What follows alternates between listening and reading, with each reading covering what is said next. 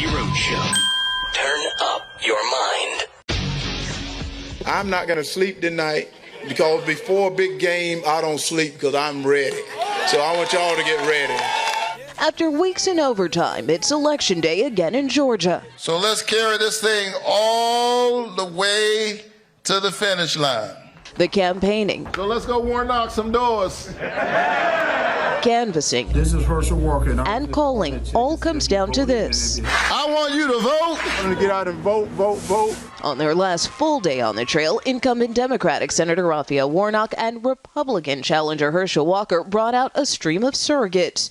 Two notables who stayed away, the current and former president, weighed in with last-minute pitches. Trump got out the vote for Walker on social media and a tele-rally, while Mr. Biden called into an Atlanta radio station. All the things that Reverend Warnock has supported are things that the people of Georgia care a great deal about. Roughly 35,000 votes separated both candidates last month in a campaign punctuated by controversial headlines and personal attacks. If he can't be serious and honest about his past, Georgians can't count on him. Reverend Warnock's running a nasty, dishonest campaign.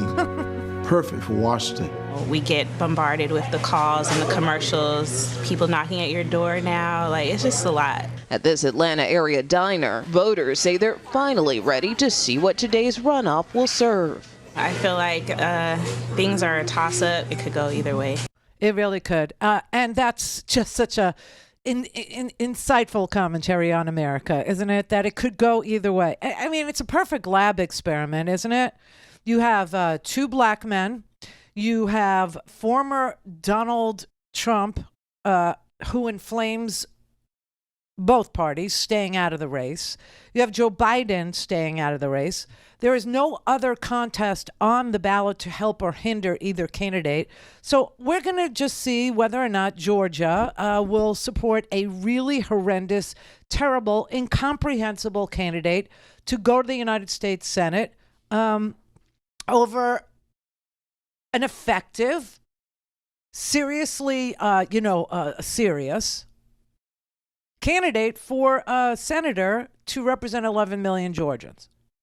I had two-thirds of Georgians, just so you have this in your brain tonight when you start to see the results, right? Because right now there's no results. Obviously, the polls in Georgia, everybody, they're still open. They're open till 7 p.m. tonight Eastern, 7 p.m. tonight.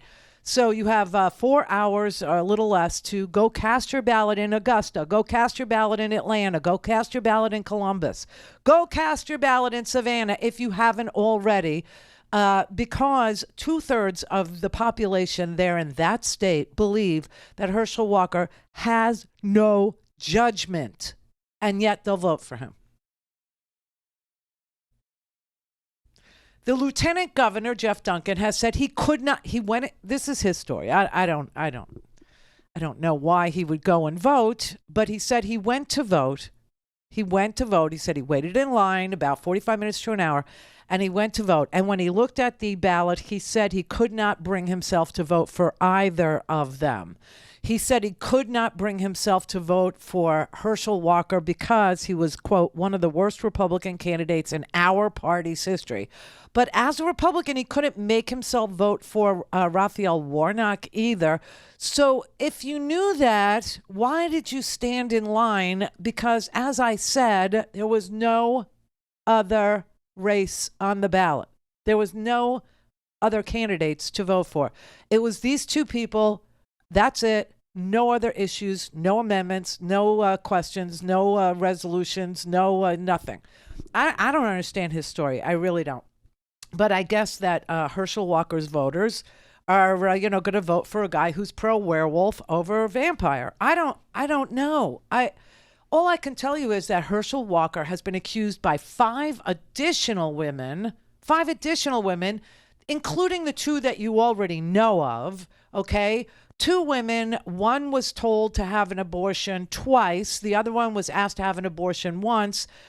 He paid for 2 abortions. Out of the 3 asks, he got 2, paid for the 2. And then subsequently, 5 women have come forward saying that he is violent, that he literally went to punch them in the head and they were able to duck out of the way, and he ended up punching a wall.